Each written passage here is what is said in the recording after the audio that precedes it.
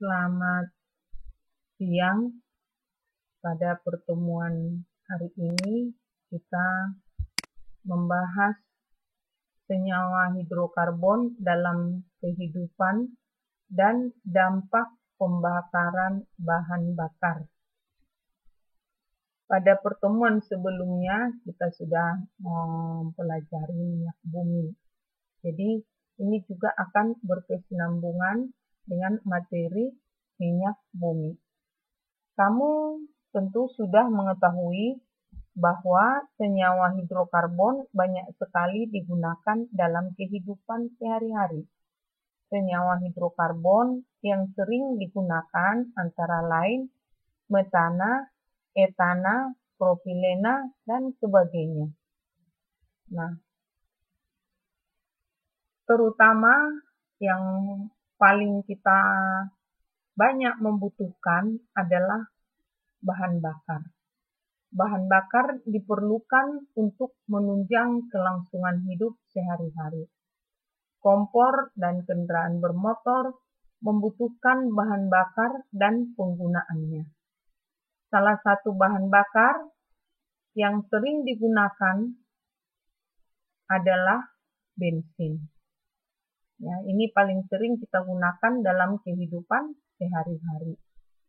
Apa itu bensin? Kata lain bensin itu adalah gasolin. Bensin itu merupakan isomer dari heptana dan isooktana. Kedua hidrokarbon ini memiliki struktur CH3, CH2, CH2, CH2, CH2, CH2, CH3, yaitu C7H16. Dan itu kita namakan, atau ini kita namakan dengan normal heptana.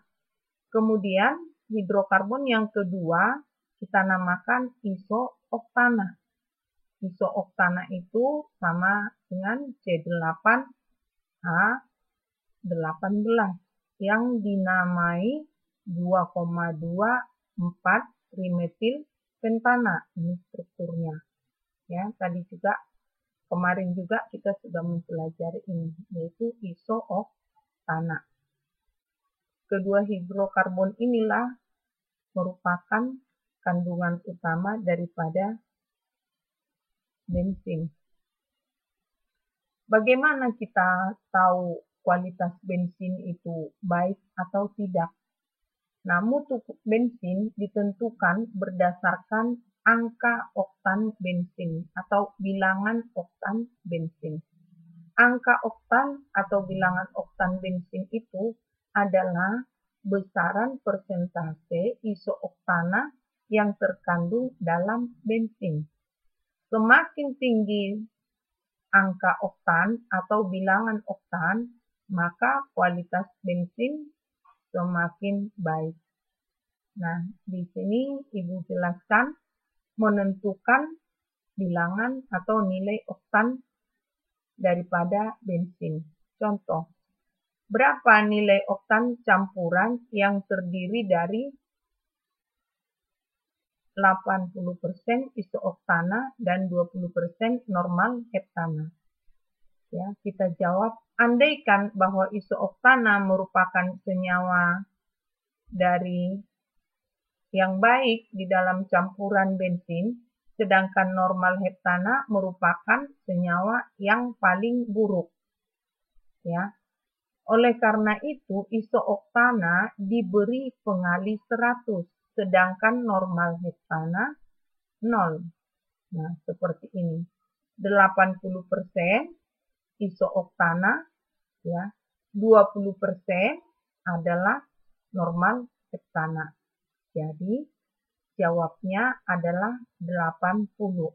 Nah, jadi bilangan oktannya ini adalah 80. Nah, kemudian bagaimana cara untuk menaikkan angka oktan bensin? Untuk menaikkan bilangan oktan atau angka bensin, biasanya ditambahkan zat aditif. Ya, zat aditif itu adalah zat yang ditambahkan ke dalam bensin seperti tel. Tel itu tetraethyl atau MTBE, metil tersier butil ether.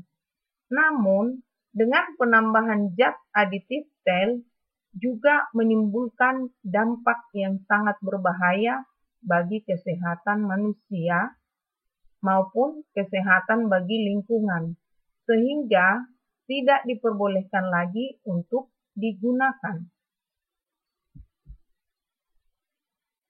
Jadi, dewasa ini hampir semua kebutuhan energi manusia diperoleh dari sumber energi fosil. Apa dampak pembakaran bahan bakar tersebut? Nah, secara langsung atau tidak langsung akan mengakibatkan dampak negatif terhadap lingkungan dan kesehatan. Ya, sisa pembakaran energi fosil ini menghasilkan polutan berbahaya. Misalkan karbon monoksida, nitrogen oksida, ya, baik pun nitrogen monoksida atau nitrogen dioksida, ini pakai X, dan hidrokarbon. Nah, jika pembakarannya tidak sempurna, ya, seperti ini, akan menghasilkan CO. Kita sudah tahu selama ini, jika pembakarannya itu, ya, atau pembakaran bensin itu ada dua jenis, atau pembakaran bahan bakar dua jenis. Pembakaran sempurna dan pembakaran tidak sempurna. Jika pembakarannya tidak sempurna akan menghasilkan gas CO. Jika tidak sempurna, CO kendaraan bermotor itu atau pembakaran hutan dan sampah, jika pembakarannya tidak sempurna, maka memiliki dampak yang sangat besar. Seperti terlihat di sini, ya, dapat berikatan dengan darah atau hemoglobin. Ya. Kemudian ini dalam konsentrasi yang tinggi. Ya. Kemudian dalam konsentrasi yang rendah, ya, kita pusing-pusing atau mudah lelah. Dalam konsentrasi yang tinggi, ya, akan dapat menyebabkan kematian. Kemudian proses pembakaran bahan fosil, bensin, batu bara, dan gas alam akan dapat menyebabkan hujan asam. Ya, nanti kita lihat gambarnya, ini seperti ini. Ya, semua akan menyebabkan pembakaran ini seperti ini. Ya, mesin-mesin berbahan bakar minyak bumi yang berasal dari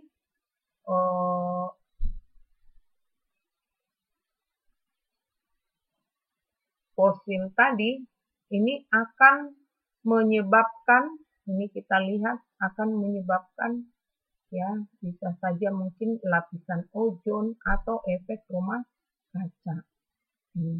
Semua akan merusak atau berdampak tidak baik terhadap lingkungan. Ini di sini CFC, kemudian gas rumah kaca dan bahan bakar yang berasal dari fosil-fosil ini, ya, dipantulkan kembali ke atmosfer bumi. Ya.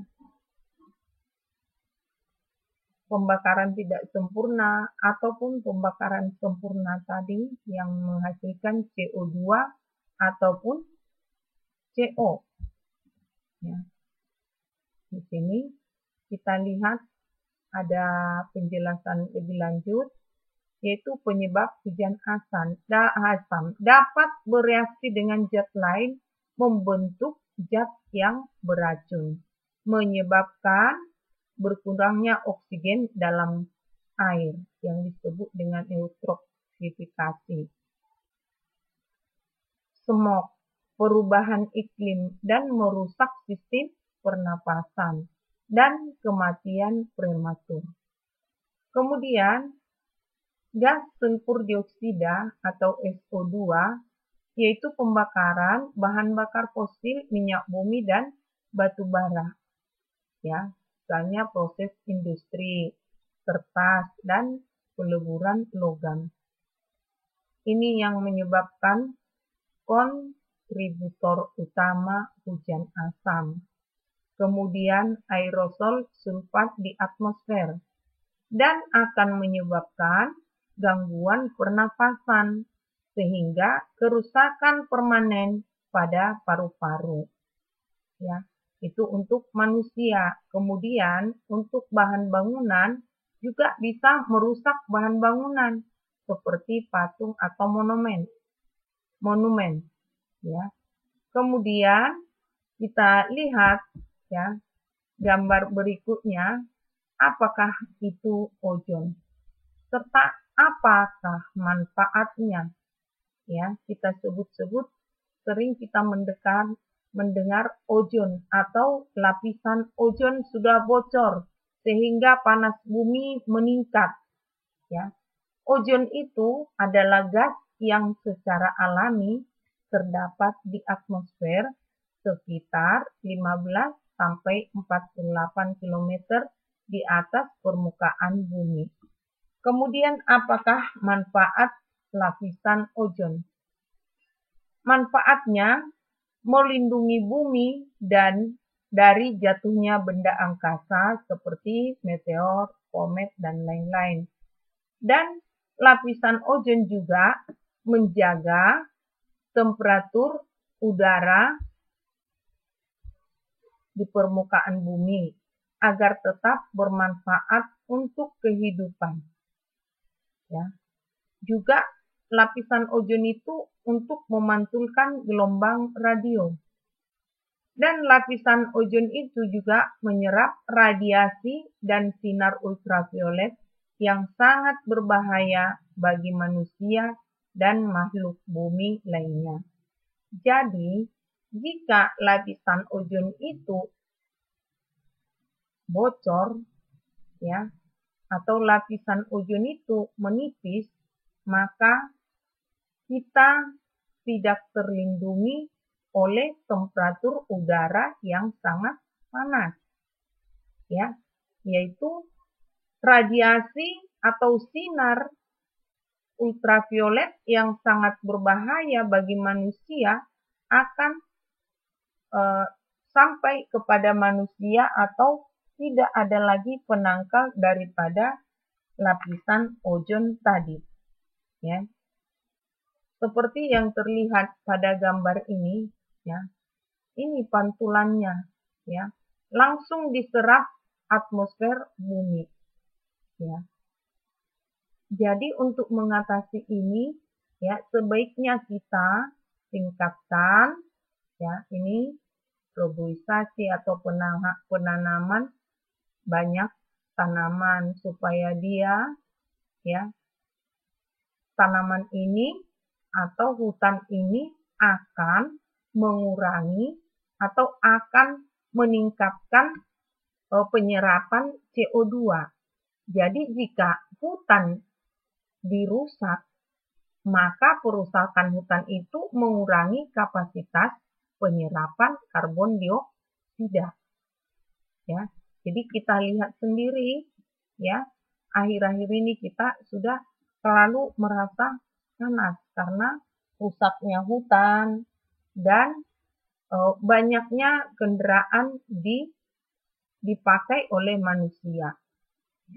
Inilah dampak yang ditimbulkan oleh pembakaran senyawa hidrokarbon. Ya, dan dampak-dampak yang lain dengan timbulnya misalnya hujan asam atau kita itu merasa tubuh kita kena hujan terus terasa gatal. Ya, itu karena kotornya udara di bumi ini. Ya. Selain itu, kita merasa udara sudah kotor, kita mudah sesak napas.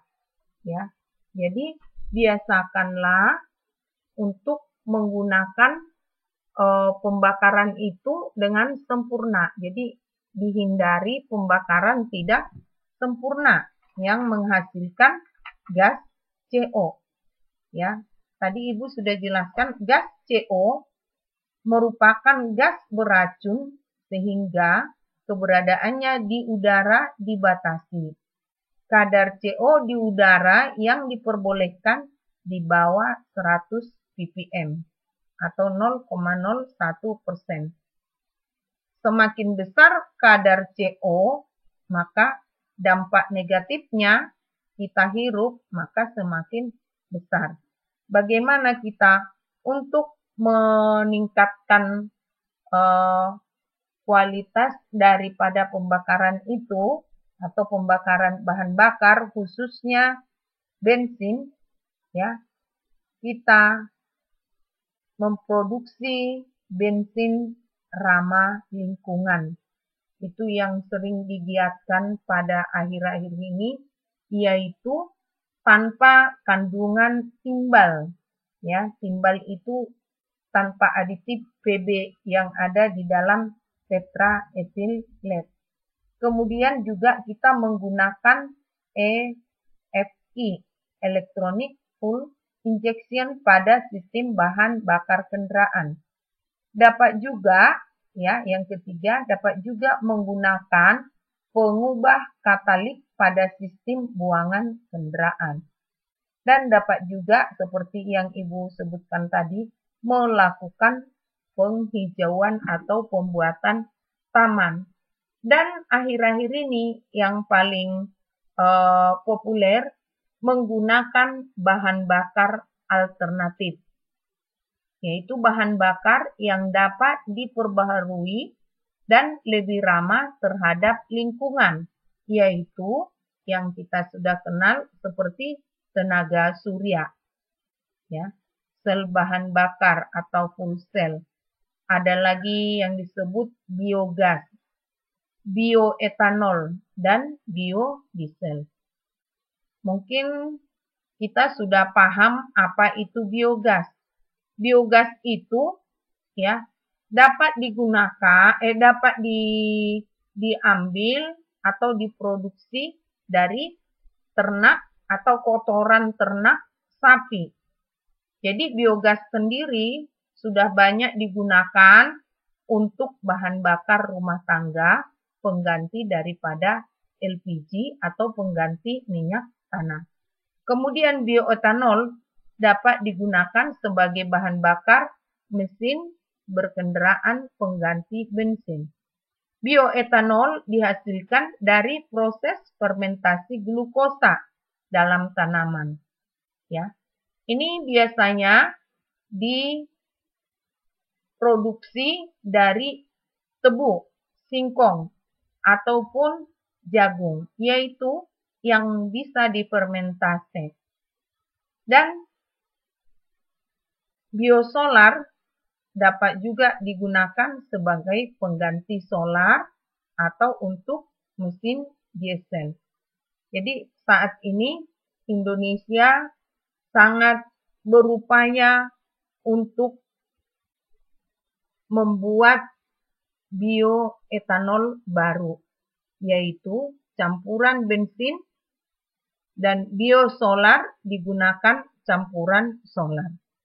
Jadi untuk pertemuan hari ini Ibu cukupkan sampai di sini, dan kiranya pembahasan Ibu tentang manfaat hidrokarbon dan dampak pembakaran bahan bakar bermanfaat untuk kita semua, dan untuk mengembangkan boleh dipelajari dari buku-buku atau sumber yang lainnya, yaitu dari buku yang sudah dibagikan atau kita gunakan sebagai buku pegangan kita atau pegangan siswa.